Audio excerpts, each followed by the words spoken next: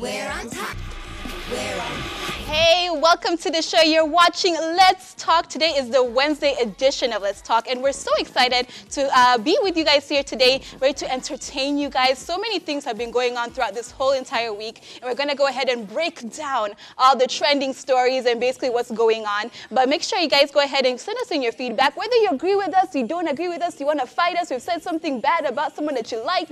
You know what? We appreciate all the feedback that we get, so you guys can go ahead and send us a message. The WhatsApp number is down below, or you can go ahead and hit us up on our Instagram at Ebru Let's Talk _official or Ebru TV. Yeah, Ebru TV Kenya. Ebru TV Kenya. Ebru, you'll find it. If you write Ebru, you'll find it. But yeah, Ebru TV Kenya, and then Facebook is Ebru TV KE. Definitely. And of course, it's a mouthful, it's a lot, but you know what, we're going to get it. Just go ahead and Google Ebru TV Utawezana too. There's somewhere over there. But it's your girl, Ayuma Kaguli, simply Ayuma on Instagram, Facebook, Twitter. So happy to be here. Welcome to the show, you guys. I am Joan Muni, and I feel like I need to say this because I was just telling them there's no problems in my marriage. But last week I was saying Joan Obwaka, and it's just because Obwaka is my family name. Muni is my husband's name, and so sometimes I get them confused because I haven't actually changed my name legally, which is a really long process. You're a lawyer, you should help me if you know that. Exactly. But welcome to the show. So happy to be here, guys. Let me tell you, when I tell you I count down to Wednesday, to the day that we're actually coming on the show, I actually mean it. We enjoy being here as much as you guys enjoy watching us. I'm Joan Muni at yummymummy.ke on social. You could have been anywhere else in the world, but you decided to be here with us, and we appreciate you for starting our work week. A lot of people have gone back to work. Things are seeming a bit normal. I don't know if that's a good thing or a bad thing, but whether you're in the transition of going back to work, whether things are still the same, or whether you are just back to normal life, we thank you for being here, and thank you for starting the week so we can get all the tea together, because there's a lot today. My name is Lydia KM, and that's Lydia KM on all social media handles. I want to start by saying you guys look so beautiful. I know, like I felt like there was a memo out there. I know. I know, yeah. But like, you know, we all look really good. It's good. I think so. Is life back to normal for you guys? Yeah. Except like mentally. I feel like even when I leave the house, like even when I'm like up and about, like doing my nails, you know, I did my nails. So now that I've done my nails, I feel like even when I go out, I still feel like, I still feel like a bit nervous. You know, like even when someone walks too close to me, I'm just like, you know, or if someone, like even anyone touches me, I'm just like, oh God, I have it, you know? So it's back to normal, but not really back to normal. I feel as if traffic has showed me that life is back to normal. Thank you. Everything has gone back to normal except that there's a curfew now. So basically, everyone is just doing what they normally do. Just make sure you get yourself home by 7 p.m. And do you know how intense it is for a capital city like Nairobi for everyone to try and run home within 2 hours, because work is closing at 5. It's like really intense. But anyway, we have a lot of intensity as well. We have Victoria Badiri. She's sharing with us why she decided not to be a typical single mom. Azziad, that name really I do struggle with. Azziad. And Femi, there's a bit of a beef of who made the song Utawezana bigger. Burale is speaking, so you must listen. Also, Calligraph is actually opening up in a vulnerable way about why he wasn't allowed to go to one of his friend's funeral. It's time for talk. It's time for It's time for hot talk. We're on top. So Victoria Rubadiri, for those who do not know her, you must be new to Kenya. She is a very popular news anchor, and she has been for a very long time. Recently, I guess she was reflecting on Mother's Day, was just went. By the way, happy Mother's Day to all the mothers out there. Happy Mother's Day. Yes, we were in that awkward phase, so we didn't get to do much on the show about it. But anyway, she was just reflecting, and she said that there is a time when she became pregnant. She was just 18, and she decided that she no longer she didn't want to be a typical single mom. She didn't exactly say what that meant, but what she said is that she made a decision that she no longer wanted to do like the typical route of what it means to be a single mom. So this is what she said. You know, a lot of times the first thing that kind of jumps into someone's mind could be a thing or a lifestyle, my social life, etc. And I think for me, because I got pregnant young and I fell into the stereotypical definition of a single young mom, for me, what I had to do was let go of that tag of typical single mom, and letting go of that stereotype, not for just other people in society, but for me. So I made a conscious decision early on that I would not be that, and as a result, the choices I would make to who I am now basically determined that. I can imagine what she means, you know, like in my mind, what I think that is like, you know, you kind of allow that to kind of define your life. Maybe it's like the back and forth with baby dad about to doing what, you know, there's a stereotype. You even know them without even us saying it. I think so. And I think that's a really good choice. As a former single mother, I think I can say for sure what I think is a typical single mom is one, you're just associated with struggle. Like single moms just associated, you're just struggling for money, struggling for work, struggling with your baby daddy. That's the first thing. Second thing is that people assume, like when you're a typical single mom, you sort of lower your standards. Like, okay, now you're not going to get a guy who's like this amazing. You're going to have to like kind of just like settle for compromise. And then three, it's that you're probably not going to make it as far in like your career or like in your, basically in your career. And I think when she says that she didn't want to be a typical single mom, which I mean, if you look at her, like even before this, I didn't even know she's a single mom. Like, wow. And the picture of her and her daughter, I was like, excuse me, she looks like, I know, and she literally looks like she could be her sister. Like, I'm like, wow, good on you, good on you. And I feel as if like it even takes more, like you feel like congratulating her more because she had her child at 18. It's a bit different to be a little bit older in life and then be a single mom, but when you're actually a child and then forced to raise yourself and your child, it's a bit more difficult. So I think like, you know, big up to her because she's been able to do it. She's killing it, you know, evidentially.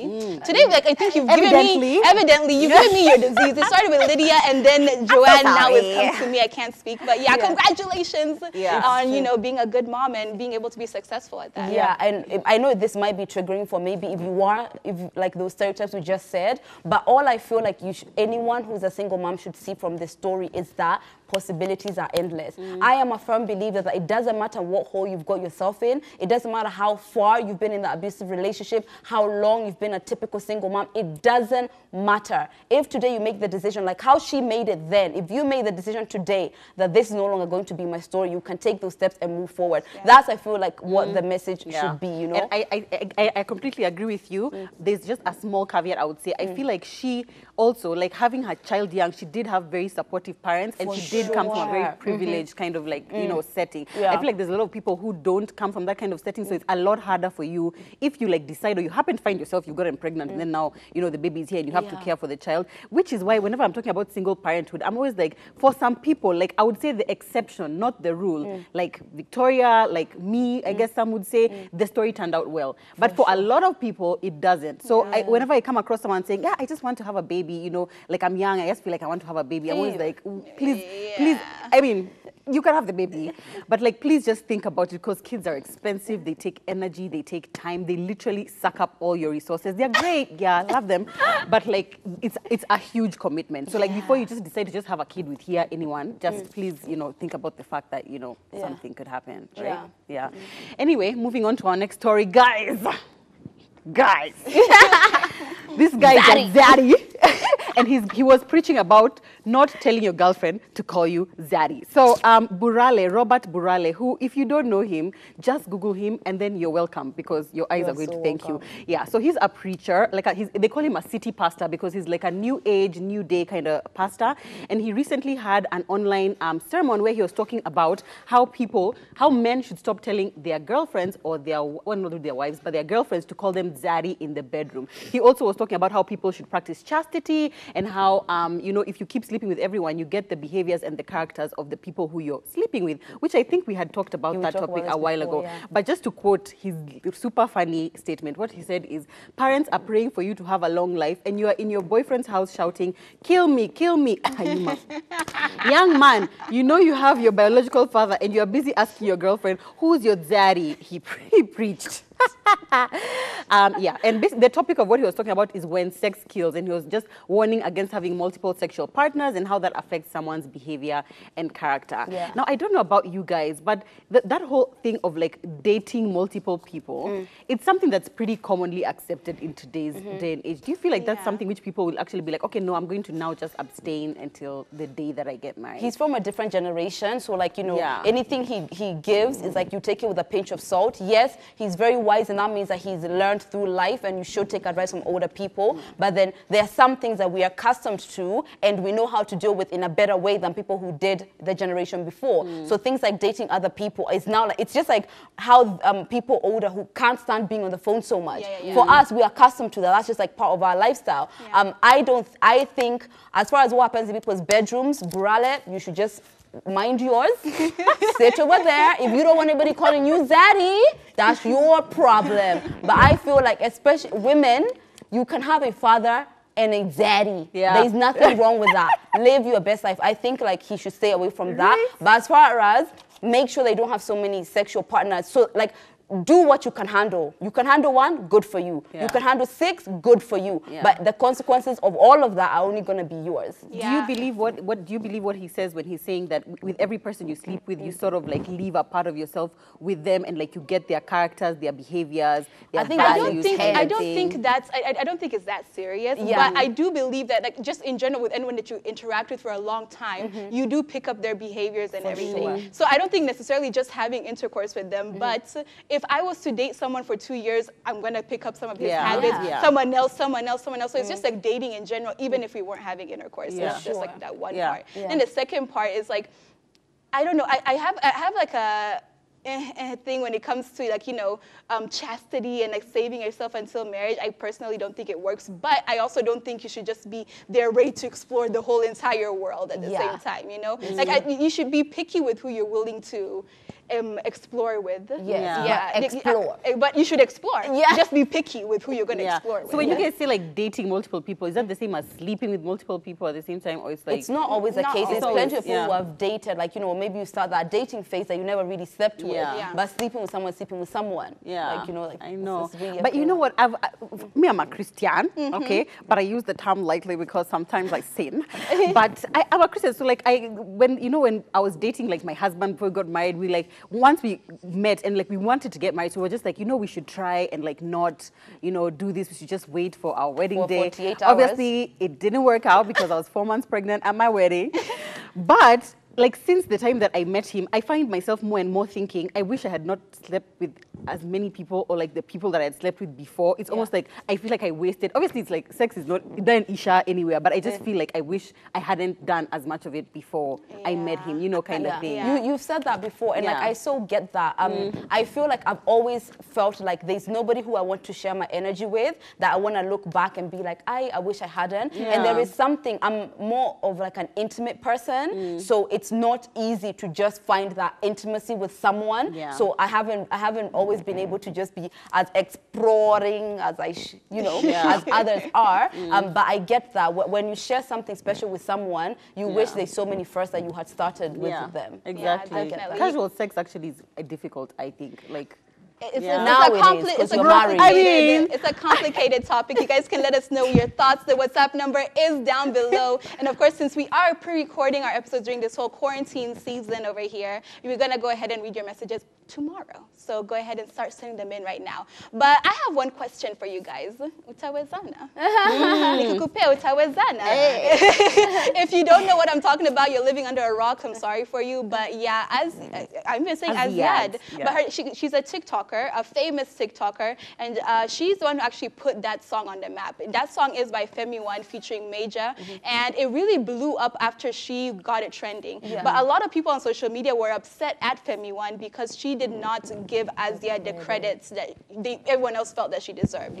So basically, fans were commenting and saying like, you know, have you paid her? Have you put her in your music video? All of that, and a lot of fans were upset at that. But Femi actually commented and said, her exact words were, the song was already trending. That's why she decided to do the challenge. So I don't know what you guys want from me, basically, you know? And I think, honestly, there's two ways, because like Meg Thee Stallion had her challenge that was all famous all over TikTok, and Doja Cat, and they took those dance moves, but they, you know, credited the dancers. So I don't think it's bad to say, you know, oh, shout out to you, Azziad, you're so amazing, blah, blah. Giving her money, I wouldn't really pay her for it because she wasn't a part of the making of the music and the video and all of that. But like, we can shout her out. Maybe when you do the remix, she can come and do her little dance in the video. Like, you know, give her like some shout out, but I don't think she needs to be paid. But you know what? This is exactly why there's such slow progress with things like here. Like, here's the thing. It benefits both of you. Like, now the kind of traction that Azziad has got, right? Even people are now probably going to start paying her to do dance little challenges for her, whatever. So for you, Femi One, as a whole woman, to not be able to say, shout out, like, you go, and that girl is like way younger than you. I think that is ridiculous. I don't think she should get paid because Azziad has benefited fully for her video going viral. Fully. She has. Like, she's now like part of conversation as a celebrity, you know? She's benefited already. But I feel like it's really petty of Femi One to not be able to say, do you know what? Her video really did help us. Shout out. I mean, that's basic. And I find it so sad that women sometimes find themselves in these situations. Fighting other women. Exactly. Like, if someone else is benefiting as well, like, why can't we just all of us, like, us together, we do it? Like, it's not, she's not in competition. She's not about to become a singer. Azziad is not about to become a singer. Like, so maybe it's just it's the insinuation. Maybe she feels like people were saying your song was not even a hit. Like, no one even knew your song. And then now she did in all honesty, I didn't know the song. I didn't know the song. Exactly. I actually did the challenge and I was just like, Utawezana. But like, I just thought she was cute. I'm like, I want to do the same dance that this girl is doing. I didn't know Femi One existed. This is my first song by her that I really, really know because her other songs have been, you know, so as in it's a good thing. But definitely she should not be paid for it. I don't know, people were saying, I mean, she's been paid in likes, in follows, in popularity. In popularity, she really has. And here's the funny thing, Azziad was the one who was like, you know, shout out, like, you know, to them for the song. Like, so she was appreciating Femi One and Major for giving that song and giving her an opportunity to blow up. But Femi One can't do the same. Like, that's ego. That's actually ego. There's nothing else there, like, at all. But no, I don't think she should get paid. But this one is a hot fight. So what do you think? The hashtag is Ebru Let's Talk, and our WhatsApp number is down below. Now, Calligraph is somebody who usually, most of the things that he's saying are just like, oh my God, please, why are you talking? But recently he opened up about Chris Kantai's funeral. Essentially, if you don't know, Chris Kantai is used to be a rapper. He passed away in 2019. And they were known to be friends, Calligraph and him. But he wasn't able to go to the funeral, and recently he decided to share why that happened because people are coming after him like, you know, this was supposed to be one of your deep friends, why would you not go? And he said that even after his death now, Chris's, a lot of things were said that, oh, Calligraph went and worked with him, and when he was suffering, I just left him to suffer. They are always looking for someone to blame when there is a crisis. Do you know I wasn't allowed to attend his burial in Gong? Apparently this was being said about the whole ordeal. Kantai's mom was made to believe that I'm the one who made Kantai go through depression and eventually pass away. So first things first, as far as the cause of his death, if you read like 5 articles, they're all saying something completely different. But essentially, he was going through alcoholism, but exactly what caused his death doesn't seem to be 100% clear. Whether it was depression or kidney failure or suicide, it's not clear. But he was depressed and he was an alcoholic before he passed away. Then he went on to say, that's why I'm telling you, when you raise to certain levels in life and you influence other, you have influence over people and you are making it, you are successful people. People will always have bad intentions. It is said that I'm the one who took Chris Kantai's style and ran with it, and now I left him to suffer instead of helping him out. It is said that I owed him money from the song we did together, that I didn't pay him, and now he passed away, and it's all because of me. And now the mom gave directives that Calligraph Jones should never be allowed to attend his funeral. That is what happened. It hurts, but it is what it is. Oh, man. That really sucks. Yeah. But I guess, I don't know. I'm not saying that he did anything and he's the one who caused the death of Kantai, but like when a mom usually says something, you know, mothers have some kind of intuition, which even if it's not like... She doesn't live here, so... Oh, really? But maybe, you never know, maybe they had conversations with Kantai. I'm not trying to say that but I think it's cool that he actually came out and he has actually like cleared the air. But this is one of those things where now we'll never really know the truth. Like, we'll just never know. It's just your story, and then there's his story, and then the fans will have their own story, you know, but someone died. And I think, like, unfortunately, when people die under mysterious circumstances, especially when it comes to, like, you know, drug and alcohol abuse, it's always nice to blame somebody else. Yeah. No one forced him to drink. No one forced him to do whatever he was doing that led to his downfall. Yes, he could have been peer pressure. There could have been influence, but at the end of the day, it was him that was doing it on his own. Yeah. And as when you're mourning and grieving, you're there trying to look for a reason to blame who, whatever. Yeah. And it's hard to just say, you know what, my son had problems and he was going through issues, and this is why he died. And like, you know, blaming someone else isn't going to bring him back to life. Yeah, but that's I get that for sure, and that's why I empathize with the mom. You know, I more see, like, I can imagine how difficult it is. Like, maybe like the mom lives abroad, so your son has passed, and you're being fed all this information from different areas as far as why this happened. I can see why it's easy to have a scapegoat. It just feels better for the moment. Yeah. I feel so squirmish every time I'm talking about death, but you know, it's a bit late, but rest in peace, can't I? You know, and if the mom happens to be watching, we love you. Anyway, thank you guys for joining us for Hot Talk. Is this Hot Talk? Yes, this is Hot Talk. Hot Talk. We're about to get into Ask the Girls. It's time. We're on top. So thank you to everybody who sends us in their questions. We might not get to all of them, but we see all of them. And I think we're going to be trying to respond individually if we're not able to address it on the show. But thank you for sending them to us anyway. You can always DM us your problems or your issues, not problems, but your issues or your questions on @Ebru Let's Talk _official on Instagram. So today's question reads like this. Hey girls, I'm in a dilemma situation and I need sober advice. You have come to the right places. I'm 26 years old and been in a relationship for 3 years now, but I'm not too sure about the guy. He's nice, but there are things about him that put me off and I just feel like walking out. Is it okay if your partner never appreciates or comments on anything you do? No. This man told me I'm beautiful only once, and that's 3 years ago. Even when I put on a new sexy outfit, he never comments on it. Neither does he even comment on my cooking unless I ask him. He basically criticizes everything I do, which really puts me off. But what I don't understand is why other people comment positively on all that, and he doesn't, I guess. Imagine he even posts the food I cook and lies to people that he's the one who made it. That's weird. What? All he ever does is talk about himself and what he's achieved. He recently bought a house and car, and that's all we talk about all day, and how he's achieved this and that in whatever period. Did I even mention we never talk about intercourse? No foreplay, but the intercourse is there. I cannot I cannot confide in him because he's judgmental as hell. Other than that, he's a cool guy, and he even took me to uni. I feel like walking out and renting out my own place, though I'm not employed.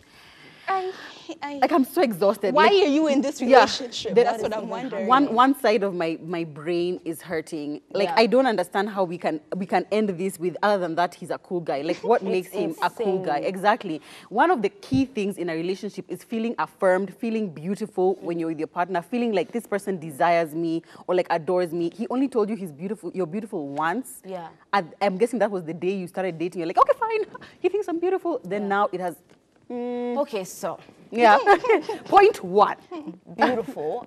You know, I was all here for, you know, different love languages vibe when she said that, you know, he doesn't compliment a lot. Yeah. For example, my mom's partner, Tim, to be honest, he does compliment mom all the time. Yeah. But the way he shows us love in general, he's not a sayer. He would just go and buy you something really important, you know? Yeah. He's a gift kind of person, right? And so I understand that I'm not going to have him, he's not going to be there telling me, Lydia, you can do this, you are beautiful. I love you. But exactly, I know that he's going to show me in a different way. Yeah. However, not only does he not compliment you, he's criticizing you. Yeah. He's criticizing you. He's selfish because all he does is talk about himself, and you don't feel like you are seen, right? You are dating a narcissist. And the thing about narcissists, which is why they're so perfect, is that it's like they bite, then blow. So he criticizes you, he makes you feel like crap, he doesn't give you foreplay, even though sex is there, and then he pays for your university so that you can have a butt to rely on. That is not that, the butt is not so that you can stay there, the butt is to show you that he's giving you something to keep you there so that you can have a question. Because here there's no question, by the way, in this story, it's straight up, you're dating somebody who doesn't see you as a person, you're not appreciated, you don't feel beautiful. I mean, right? I don't know. That thing about the blowing, I'm just like, wow. That's how they do it. Because then you start to feel like, if I leave him, I'm so ungrateful. But like, you've paid for it with 3 years of being criticized. Like, how much more do you need to pay, sis?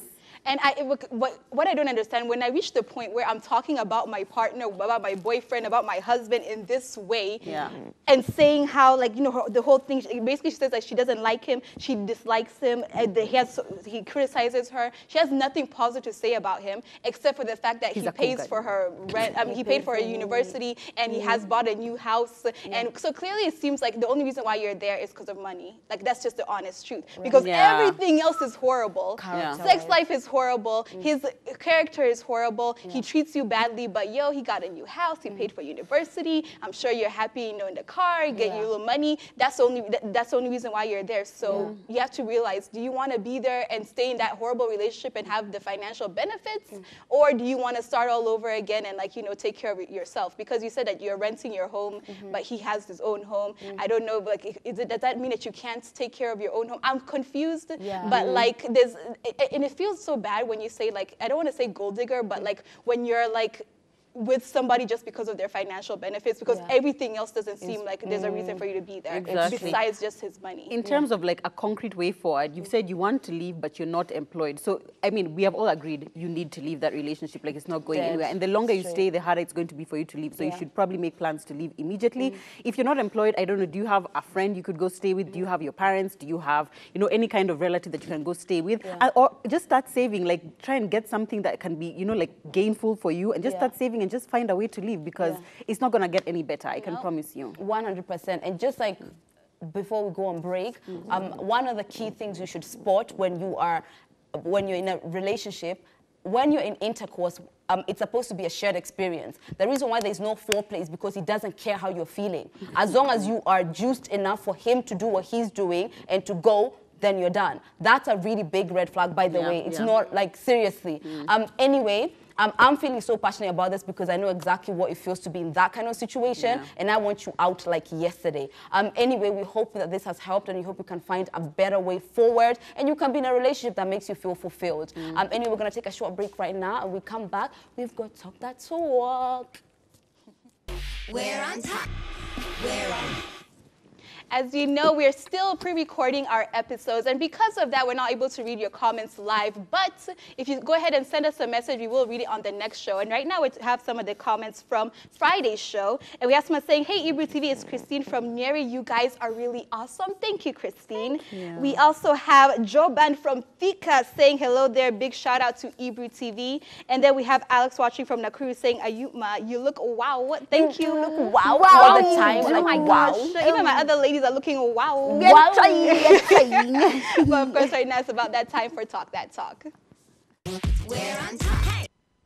All right, so for Talk That Talk, we're going to be talking about toxic relationships and like patterns of toxic relationships, yeah? So recently, we had Lillian Muli, who's a news anchor. She was talking about just her experiences with relationships, and she was having a Q&A on her Instagram, and her fans asked, a fan had asked her, have you ever been a victim of emotional and mental abuse? And she replied saying, it's sad to see so many people in pain. I have seen all your messages, and for those who have lived through that and overcome it, I'm so happy and thank you. But she went on to say that I have gone through the same at least twice in my life, and I realized I was attracting the same kind of character in my relationships because I was attracted to the same type. And she was like, you must put an end to attracting a certain type of person. But what I found really interesting about that was, like, now she was saying, do not share too many intimate details about what went wrong in your previous relationship in terms of abuse unless you are 100% sure of the person you're opening up to. Chances are they might use your vulnerabilities against you, and you really do and really do you wrong based on your greatest fears, because now they know your weaknesses. And I thought that was a bit interesting, because, like, you know, when you're starting to get to know people, you're so quick to just like share your whole life story, and a predator is just there like ready to grab on and everything. So I guess like our first question would be like, you know, what type of person do you think you attract? I for sure. The Pisces. The Pisces, the overgiver is always naturally going to attract the overindulgent taker. So that has been like my story for a long time.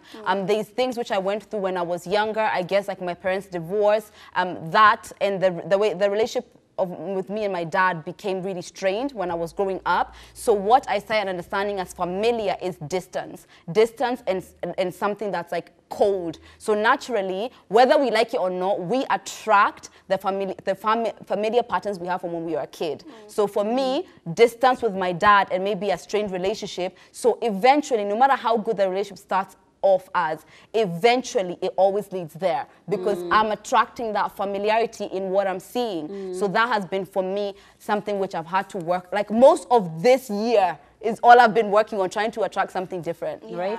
For me, I don't know if it's what I attract, but what I realize I used to look for when I meet somebody is that I would gravitate towards somebody who shows an overwhelming amount of affection, like adoration for me. Like I wouldn't want to be with a guy who's just like, yeah, I mean, you're cute. I want someone who's like, obsessed. I'm exactly obsessed with me. And then what ended up happening is that obviously they start off like that. Then somewhere in the relationship, it like cools off. And then I find myself constantly trying to get him back to, you know, adoring me that way. And then constantly finding myself in a place of like, oh my God, what am I doing wrong that is making them not, you know, act in a certain way or whatever. Then I start having like this self-deprecating talk of like, oh my God, maybe I put on too much weight. Maybe I talk too much. No, maybe I'm not spending enough time with him, you know, kind of thing. Whereas it could be that they're just being a horrible boyfriend kind of thing.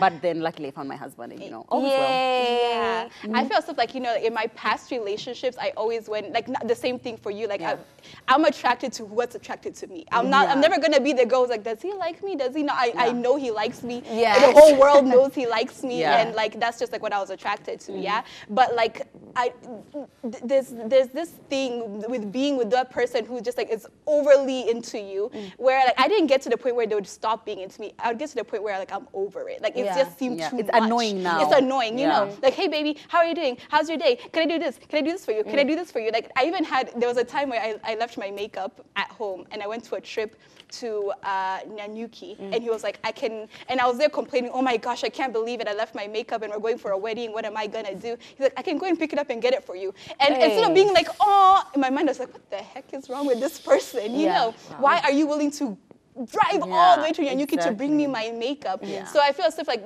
that made it, and then it was sad for them because them they're just adoring me and I'm getting annoyed. So I feel stuff like now, and like as I'm changing, it's like I'm still into people that are into me, but it's not that like obsessive, annoying type of into you. I love, you know, as soon as we saw the story, I was like, oh my God, like this is I could talk about this stuff all the time because I love that she took accountability. Let me tell you, you are never at fault when somebody abuses you. You are never at fault. No matter what, there's no reason for someone to abuse you. However, taking accountability of your actions and taking accountability of your life by saying, okay, fine, it's not my fault that I was abused, but what is happening that I'm attracting this type of person? There's a reason why. So to take time to heal and to look inside yourself and to figure out your patterns and why you do the things that you do is going to put you in a position of like attracting something better. And anytime you find yourself seeking desperately something outside of yourself, there's a deficit inside you, and that's what you need to work on. I love this, and I'm so glad she said it because instead of making it like, look at all these horrible people, they're just bad men and da-da-da, she was just like, you've got to do some work to be able to get back the power in your life. And you know, it's such an interesting thing that she's talking about, the emotional, the verbal abuse. I realized that many times, like, as not really as women, but as a society, whenever you're thinking about abuse, you're thinking about like outright, this is such an outright narcissist, and outright like he's beating you. But so much abuse happens in relationships that are so like so subtle that you barely can even see it. And a lot of people, even when you exit a relationship, you don't even realize that you are being abused because it's like something which was like really, really subtle. But the place of power, like you're saying, is being able to look back and actually like do some sort of like what do you call it, like a reflection, autopsy on that relationship and be like, what actually was amazing about that relationship? What was bad about that relationship? Because you know how sometimes in hindsight, when you break up with someone, you're just like, oh my God, I miss him so much, and you just only remember the positive things.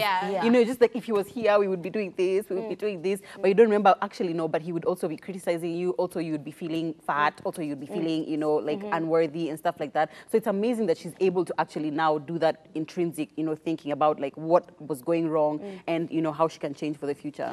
And I like how, like, you know, at first, like, it came up as a joke when we were talking about it, and you're like, you know, what is it about your life, Ayuma, that you like this drama and craziness, and like they're searching for that, and then like, and you know, Who said that? Who said that? Who said that? You said that. But like, you know, like it starts off as a joke, but like it's true. Like, you know, there's something about me and like just wanting to just like be chill and just like la la la la la, and it's bored, and like drama and stuff is like what's keeping the relationship exciting. And I was like, I need to stop that. Like, so at least I like that, because like I wasn't really thinking too deeply about it. I was just like, no, you're boring, so bye. But like it's like, no, Yuma, you have the problem. And majority of why you are the way you are, just look at your parents, their dynamics with you, and the dynamics of your first relationship. Like, you're going to be able to see everything that you've been replicating over and over and over again. Like, that's just what we do. There's this therapist who I work with, but like from like an online situation. Her name is Marissa Pierre, and she says that what we are trying to do when we get into our relationships, we are trying to date one of our parents, whichever parents of the opposite sex, and we just want a different ending. Oh, wow. So you will find somebody who feels like your dad, like maybe if your dad is distant or away or something like that, and you're trying to get a different ending so that you can resolve the trauma that happened with one of your parents. And when we say trauma, we're not talking about you are beaten. When your parent is not the parent who encourages you, when your parent compares you to a sibling, when your parent is not affectionate, those things cause trauma because you need that as kids. One thing which I feel like it's so culturally like accepted is the way women talk about men after the relationship. Right? It's never I did this. It's never I used to be abusive. It's never I used to talk back. It's never I. It's always the other person. And when you spend all your time talking about what a horrible person your ex is, it didn't make you any better. True. Like all that time you wasted, you could have just used it to kind of look inside you. Exactly. So I guess moving on, how can we know what we attract? Well, I think it's just, you just have to sit with yourself. Yeah. You just need to sit with a meeting, just say, Joanne, let's think about it. I think where it starts is realizing what the pattern is. What is the joint line in all your previous relationships? You know, that you are just like, this guy was like this guy was also like this. Then ask yourself, okay, how could I have contributed to them being that way? And not taking responsibility for them abusing you, but just trying to see what you could have done in that situation that allowed for it to happen. Right? It's true. I feel like when I look back at my relationships, I feel like they're so different though. You know, like when you're looking at patterns and everything, I'm just like, I'm trying to find a pattern, but other than them like being super into me, like there's no other pattern. But like the people who I dated before are completely different to like the relationship I have right now. So I'm thinking like somehow I was able to like fix the pattern that was happening, because like what's happening right now is something completely different from like what I'm used to. You know, so maybe that's like it's helping itself in that situation. One thing which you can look at is the end. Like, look at the reason of the end. Like, that one tends to tell you, because the beginning is like, you know, it's always beautiful. It's always beautiful. You know, it's amazing. But the end, like the reason for the end. And don't look at the surface. Don't look like, oh, this one was, you know, just look deeper. Like, what was really happening in there? Because for me, when I realized a lot of my relationships, it's like they ended far longer, and it's like I was in denial about it, you know? So then that pattern is like, why are you not willing to accept that something is dead? Why are you not willing to end it when it's no longer serving you? Why does it have to get to an extreme? You know? Like, what is that? So not necessarily like, you know, this one cheated and this one was whatever, but like, how was it ending? Like, how were you acting when it was really coming to an end? I think that could be like, I feel like women, we just have a problem letting go. Right. As in, Because I will like, give you one chance, probably put your chance, heart and 100. soul into it, and you're like, yani naisha tu hivyo, inaenda tu hivyo. Like, how can that happen? But me, what I was just thinking is, once you know that you attract a certain kind of person, how do you like consciously not date that kind of person? Because you realize many times, for example, when you're dating a narcissist, it's not like they'll present like this, like a narcissist, you know, kind of thing. Like, how do you ensure that you don't date that kind of person that you're trying to avoid, you know? Okay, so there's this article, funny enough, that's so weird that you just asked that, because the article is how to not get into the wrong relationship again. So essentially it's just like how to stop attracting the wrong people, and it's something you have to do consciously. First of all, the people who you attract to naturally, those are the ones to look out for. Those, the ones who enter the door and you're like, that means that the blueprint, what you're used to, is recognizing something familiar. So they're the ones who you need to look out for. So some of the ways which you can try is, number one, is developing self-awareness. It's like you've got to understand yourself like to your core. Yeah. What you like, what you don't like. Because a lot of us women, when we get into relationships, we start liking what they like. Yeah. You know, it's like, oh, let's go to the movies. You don't like going to the movies. You know, know yourself really well. Identify your core values and then just know them. Just knowing them for starters. And then the second thing is be your authentic self. Yeah. Pisces, where are you? Where are you? Yeah? You're tagged. in the house. I'm tagged. You're tagged. Yes.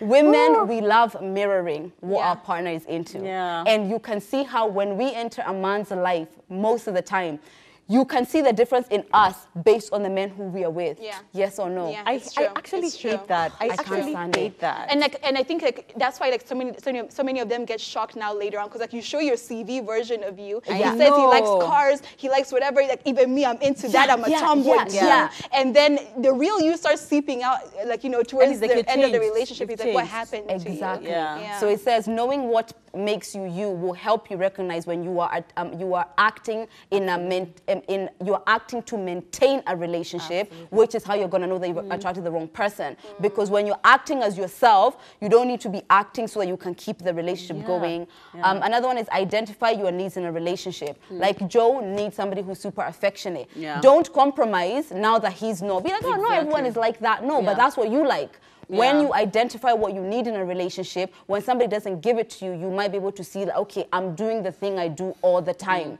And not 5 years later, like pretty early on. Right. Yeah. Know your relationship requirements and settle for nothing else. Yep. Develop a dating strategy and act upon it. So if you're going to say, I'm going to talk to someone for 3 months before we get into a commitment or before I take anything serious, you can say that so that you're able to see things clearly, because most of us women, especially when you get into a commitment, now even if he is killing you, you are like, we can do this. We're in a partnership. We're working through this. But if you give yourself time enough to see someone, you might be able to give yourself breathing space before they start like, over affectionate and, honing you down. Exactly. So, and then stick to that strategy. And I feel like as we get to like past 25, like your late 20s getting to 30, you start feeling like, oh my God, I need to find a man now. Exactly, so any man who hits on you, you're like, okay, he can be my boyfriend. The next one, okay, he can, but without actually thinking, do I actually like him? Can I actually build a life with him? Yeah. Do I want, like, is this actually what I want? So I just want to encourage you, don't feel like time is running out. You'd rather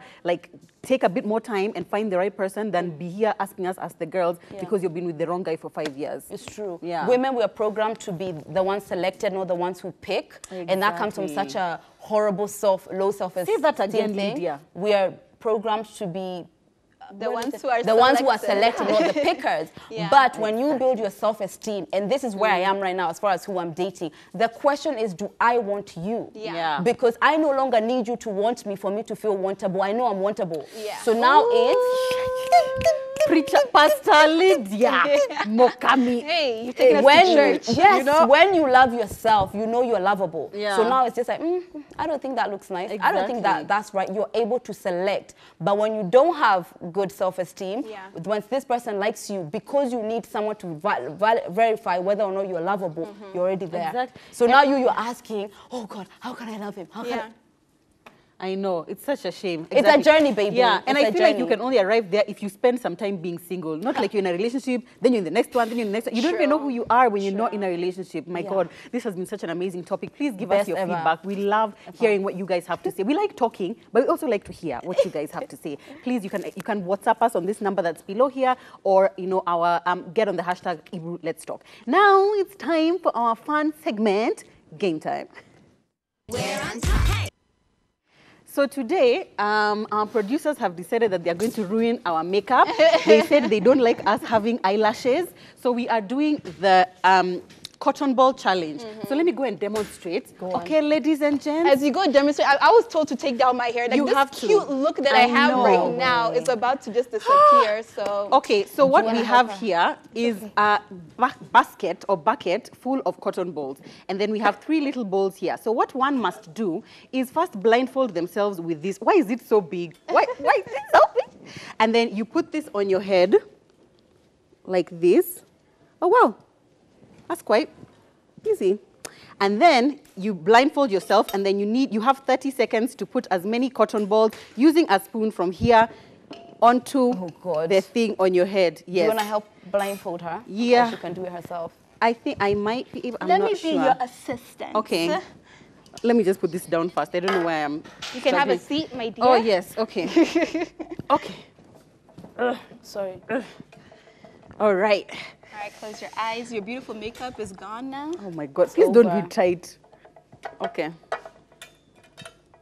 Yeah. Okay. How long do we have? We have 30 seconds, I 30 believe. seconds only. Yeah. Jesus. All right. Okay. Somebody will have to count me down. Ayuma. Wait. Wait. One, All right. 1, 2, 3, go. The time is ticking. Is it in? Uh-huh. You're actually doing a good job. You're Great just job. Slow. Shut up. You haven't done anything yet, Ayuma. I know, right? I'm already talking trash. Is there? Oh, no. That one fell. Oh, apparently you're not supposed to touch the balls, only the bucket on your head. Ooh. Time's up. No. What? It is. Yep. Oh, God. Did I have any in? Yeah, you just dropped one. I Okay. think.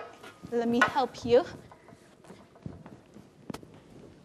Oh, so I'm not supposed to be touching? The ball, like to know if it's in there. Okay, I can confirm that I have 5 cotton balls. But 5 cheating, so. I'm not Cheated- really. Cheated cotton balls, yeah. Yeah. You know I was the guinea pig, so. Yeah. But we have 5. See here, 5 cotton balls. Not bad, Joe. Not Well done, bad. Joe. Where's All the right. spoon? Oh, okay. Okay.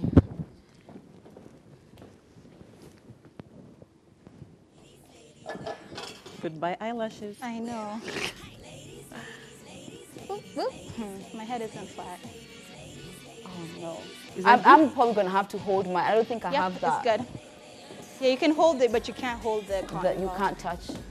And then I'm probably going to get 0. good? Yeah. All right. 2, 1. Well done. Well done, Ayuma. I feel as if that was so sarcastic. Am I not getting anything? Oh, great. girl? You're doing amazing, sweetie. You know what? You're It's doing okay. amazing, sweetie. It's okay. The cheater. Go, girl. Now, Well I'm not proud of done. this You have horrible like team. 20. You have like good girl. Wow. Time up. Wow. Okay. Oh, God. So you, yeah. An amazing 2. No, Ayuma, trust me, that might be more than I'm going to be able to do. You 'Cause know, you without cheated. touching, without touching whether one is there, honestly, like, Yeah? how do I know? Ooh, well done. The first one was nothing. There was like So three of them were nothing. Joe, you're going to have to do it again because you cheated. That is the instructions I've Wait, gotten what? from the Yes, producer. because you cheated. I wouldn't have been talking crap if I knew I was gonna do it again. Good. Oh Lord, oh Lord. Hold on. All right. 3, 2, Joe, shut up. 1, go. Go lid. You're Good doing girl. great. Oh, shut up. I'm trying to encourage you. I just feel like there's nothing. Oh Lord. Oh, wait, there was one that wasn't there. Just keep No. going. Keep going. You have 10 seconds left. Oh my God. Wait. Great job, sweetie. 3, 2, 1. Done. Stop. You know you've done surprisingly well. Wow, Are you joking? Lydia. No, not You even. lied. are You're such actually good at liars. this No, game. for real. I feel like. Oh my God. I know. Wait, Yeah. what? Yeah. You had something in all the Insane. spoons. Are Yeah. you serious? Yeah. Oh my God, that's hilarious. So, I just thought I was just like, So I have to do it scooping again. Joe, air. you have to do it again. Cheater. I thought I was scooping air, honestly. Wait, how many did I get? 1, 2, 3, 4, 5, 6, 7. You've won. Okay. Unless Miss Joanne can redeem herself. All right. Okay. Yeah, blame for me first.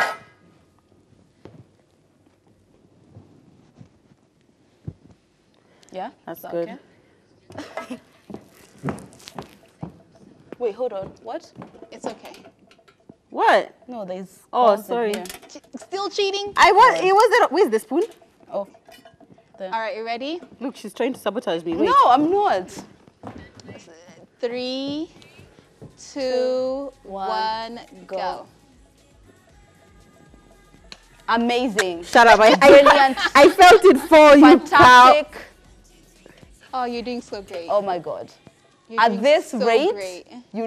this should be your career, baby. Listen, we're putting out feelers for new co-hosts for Ebru Let's Talk. I'm done with these ones. You go, girl. You got 5 seconds. Oh God, I just felt that one on my thighs. Oh my gosh, you just got the last one in. Oh God. All right, so And time's blindfold up. me. I'm blindfolded. But I feel as if it was a very close second. Okay, I got 4. Yeah. You were just doing it so fast, Joe. You had something in your spoon the whole time, but you were just like, Oh, shua, really? shua, shua. Yeah. So they were So dropping. the winner is Lydia! I like the way you say my name, by the way. Oh really? How does she say it? Lydia. Lydia. Yeah, Okay. Lydia. How is it supposed to be said? Lydia.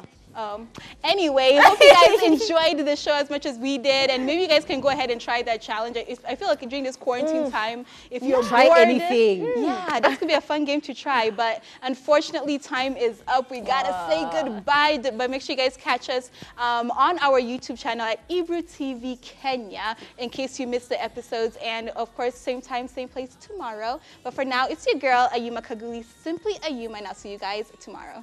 Thank you so much for watching. We've had so much fun shooting the show. We hope you've also had so much fun watching the show. I'm Joanne Muni at yummymummy.ke on social. As a self-love ambassador, there's nothing more important than taking care of yourself and loving yourself. All other relationships will blossom when you do. Thank you so much, guys. I've learned so much. They say when someone teaches, 2 people learn. So I have learned so much. Anyway, guys, can't wait to see you tomorrow. It's Lydia KM, and that's Lydia KM on all social media handles. Have a good night. See you guys tomorrow.